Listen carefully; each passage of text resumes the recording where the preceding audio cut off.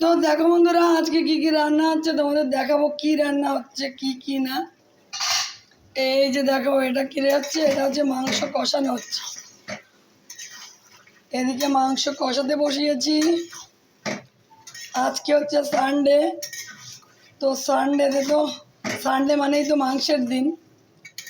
অন্য দিনে যতই মাংস খাওয়া হোক, সানডেতে মাংস মাস্ট। তো দেখো মাংস এখন কষাচ্ছি, সব মশলা টশলা কষিয়ে মাংস দিয়েছি, দিয়ে এখন মাংস দিয়ে কষাচ্ছি। ভাজা আলুগুলোও দিয়ে দিয়েছি, আলুগুলো ভেজে নিয়েছিলাম আগে, সেগুলোও দিয়ে দিয়েছি।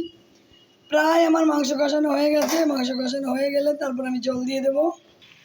আর এদিকে দেখো ঝিঙ্গের তরকারি হচ্ছে, কাঁচা লঙ্কা দিয়ে পাঁচফোড়ন দিয়ে আলু দিয়ে ঝিঙ্গে দিয়ে একটা তরকারি করছি, পাতলা একটু মাখা মাখা হবে তরকারিটা,